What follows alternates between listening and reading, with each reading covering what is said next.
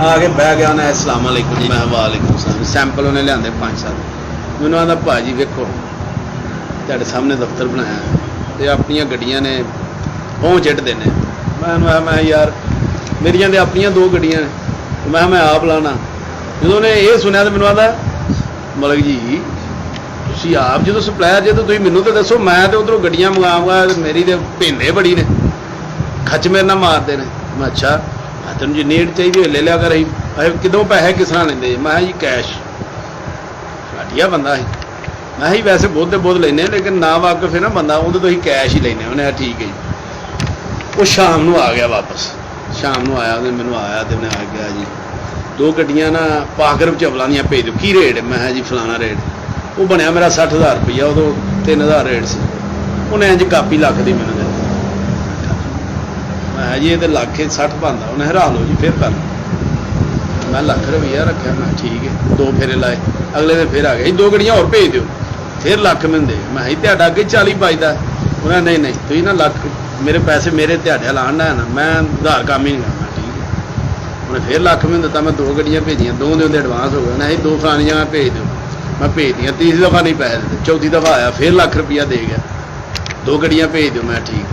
5 दफ़ा आया कि फिर कापी, मैनू 4 दफ़ा वो लख की कापी दे। 40,000 उन्हें मेरे हाल ही रहा, हर एडवांस ही रहा। फिर एक दिन आ गया वो भाजी एक दिन सलाह करनी। मैं की करनी? मैं यार एक सैड तो मैनू आते 50,000 रेट पूरी कर, तो जो 50,000 रेट पूरी हो जाए 60,000 रेट पूरी कर, 60,000 रेट जो पूरी हो गई उदों पेमेंट का।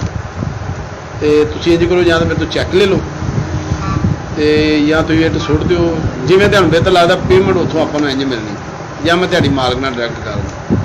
मैं यार 2-3 दिन इन्हें एडवांस ही अपने पैसे रेंदे ने। मैं भारी बंदा है तो मैं बंदा चंगा, तो मैं चलो यार इन्हें ना ला देने, ला के ले लेने। वो मैं इट लानी शुरू कर। वो जिदन 50,000 इट हो गई ना पूरी 60 करनी, वो 55,000 वाला फेरा ड्राइवर लै गया। तो उन्हें मैंने दसिया, उन्हें आके आख्या भाजी जो बंदा है तो पैसे ले लै जे। मैं नहीं अजे लैने। आंदा मैनू डाउट है भाजी को पैसे लैके निकल गया, उन्होंने फोन कर।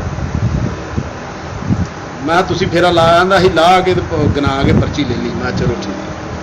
मैं उस सैड पर गया, मैं पूछा जी इट्टां की पेमेंट किन्ने देनी? उन्हें जी वो फलाना बंदा लै गया। अच्छा कोई ड्राइवर वाली गल सच्ची हुई। मैं जी किस रेट ना दिते? जो मैं उदों लादा होंदी 3,000, उन्हें उत्थे लाई 2,700। अच्छा मैं उन्होंने फोन किया, मैं भाजी कित्थे जे? मैं मलिक जी मालटाउन बैंक च हैगा, पंजाब बैंक च। तुसी कित्थे हो? मैं जी मैं इत्थे पाकर मैं सैड दिहाड़ी ते। तो वो पेमेंट मिल गई, उन्हें चैक देता, तो मैं कैश करा रहा। तो तुसी इत्थे पंजाब बैंक आ जाओ, मालटाउन आ जाओ, आ सकते जी? बड़ी गर्मी आ जी, गर्मी भी उन्हें मैं अज ही जून जुलाई मैं मारी मोटरसाइकिल दवा किक लीड़ा वलेटिया, तो मैं उत्थे पंजाब बैंक चला गया। मैं उत्थे जा फोन किया तो मैनू आंदा आ जा अंदर आ जा। मैं अंदर चला गया, अंदर वो है ही। अच्छा मैं उत्थे बह रहा, बह मैं फोन किया भाई तुसीं कित्थे जे? उन्हें तू कित्थे है? मैं इत्थे बैंक। ओहो मेरे मुँह मालटाउन निकल गया। फेस 6 च मैं और फेस 5 च वाई ब्लाक, उत्थे आ जा। मैं चोर साहब हत्याती ना करो, असल गल दसो कित्थे जे? तो फिर मैं उत्थे आवां। वेख ला यार, जां तो उत्थे आया तो जां मैं तेन पेमेंट पहुँचा दांगा। मैं नहीं, मैं उत्थे ही पाई आया। आंदा उत्थे आया। मैं उत्थे चला गया, उत्थे पंजाब बैंक लभ्या, उत्थे पहुँच गया। उत्थे जाके अंदर वेख्या तो लैना लगियां, कोई इधर नूं कोई इधर नूं। मैं वेंदा फूंदा रहा, मैनू नज़र नहीं आया। मैं फोन किया, मैं चोर साहब कित्थे जे? उन्हें मैं अंदर ही हाँ, मैं इत्थे मैं दस गया, तू बैठ, तू मैं बस कैश लैके आ रहा। मैं ठीक। कितना बिल बनया अपना? मैं जी 5 लाख तो कोई 38,000 रुपया।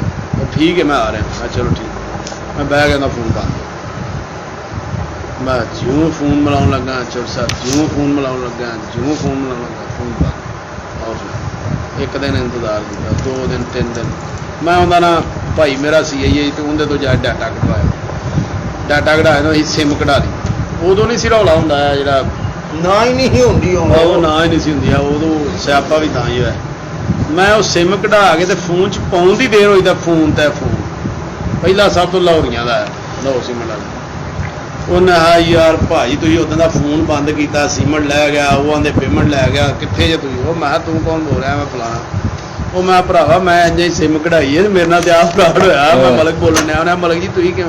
ਮੈਂ ਮੇਰੀ ਤੇ ਆਪਣੀ ਭੇਂਗ ਲੈ ਗਿਆ ਉਹਨੇ ਸਾਡੀ ਵੀ 700 ਬੋਰੀ ਲਵਾ ਗਏ। ਸਹੀ ਦੂਸਰਾ ਫੋਨ ਆ ਗਿਆ ਉਹਦੇ ਨਾਲ ਹੀ ਜਿਹੜੇ ਸਰੀਏ ਵਾਲੇ ਨੇ ਉਹਨਾਂ ਆ ਜੀ ਇੰਜ ਹੀ ਉਹ ਬੰਦਾ ਭਾਜੀ ਕਿੱਥੇ ਜੇ? ਉਹ ਪੈਸੇ ਸਾਡੇ ਲਵਾਓ ਅਸੀਂ ਪੈਸੇ ਪਿੱਛਾ ਪੇਮੈਂਟ ਕਰਨੀ ਤੂੰ ਫੋਨ ਬੰਦ ਕੀਤਾ 3 ਦਿਨ।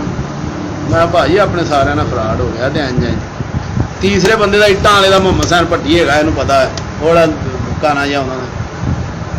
ਉਹਨੇ ਫੋਨ ਕੀਤਾ ਉਹਨੇ ਭਾਜੀ ਕਿੱਥੇ ਮਰ ਗਿਆ ਥਾਂ ਮੈਂ ਭੱਠੇ ਵਾਲੇ ਮੇਰੇ ਮਗਰ ਚੜੇ ਨੇ ਤੁਸੀਂ ਪੈਸੇ ਉਦੋਂ ਦੇ ਦਿੱਤੇ ਨਹੀਂ ਉਹਦੇ ਤੋਂ 5 ਫੇਰੇ ਲਵਾਏ ਸੀ ਉਹਦਾ ਪੌਣੇ 3 ਲੱਖ ਉਹ ਵੀ ਮਗਰ। ਮੈਂ ਸਾਰੇ ਆਏ ਅਸੀਂ ਫਿਰ ਸਾਰੇ ਭਰਾਵਾ ਇਕੱਠੇ ਹੋਏ ਨਸ਼ਤਰ ਇਕੱਠੇ ਹੋ ਕੇ ਤੇ ਅਸੀਂ ਪਰਚਾ ਕਰਾਉਣ ਗਿਆ ਤੇ ਉਹ ਪੁਲਿਸ ਵਾਲਾ ਸਾਡਾ ਗਿਆ ਤੇ ਨਾ ਜਾਂ ਦੁਕਾਨ ਵਿੱਚ ਅੰਦਰ 2 ਐਵੇਂ ਦੀਆਂ ਕੁਰਸੀਆਂ ਇੱਕ ਉਹ ਰਹਿ ਗਿਆ ਜਿੰਨੇ ਦੇਖਣਾ ਪਈਆਂ ਲੈ ਜਾਓ ਚੁੱਕ ਕੇ ਦਿਹਾੜੀ ਆਈ।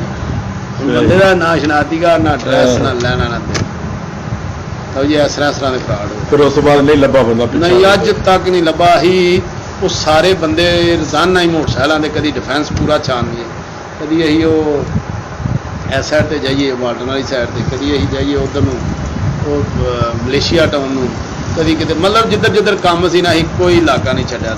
ਇਹ ਗੱਲ ਨੂੰ ਟੋਟਲ ਕਿੰਨਾ ਫਰਾਡ ਟੋਟਲ ਹੋਇਆ? ਟੋਟਲ ਫਰਾਡ 65 ਲੱਖ ਰੁਪਏ ਦਾ 65 ਲੱਖ ਰੁਪਏ ਦਾ 65 ਲੱਖ ਰੁਪਏ ਦਾ ਇੱਧਰੋਂ ਫਰਾਡ ਕਰ ਔਰ ਉਹਨਾਂ ਸਾਰਿਆਂ ਨੂੰ ਵੀ ਇੰਜੀ ਕਾਪੀਆਂ ਹੀ ਦਿੰਦਾ ਰਿਹਾ ਉਹ ਵੀ ਤਾਂ ਹੀ ਸਾਰੇ ਦਿਮਾਗ 'ਚ ਲਾਹੌਰੀਏ ਇੱਕ ਬੋਰੀ ਘੜ ਜੇ ਤੇ ਕਿਸੇ ਨੂੰ ਦੂਸਰੀ ਸੀਮੈਂਟ ਦੀ ਬੋਰੀ ਨਹੀਂ ਲਾਉਂਦੇ ਉਹ ਬੋਰੀ ਵਾਪਸ ਲੈ ਜਾਂਦੇ ਗੱਡੀ ਤੇ ਲੱਦ ਕੇ ਇੰਜੀ ਗੱਲ ਹੈ।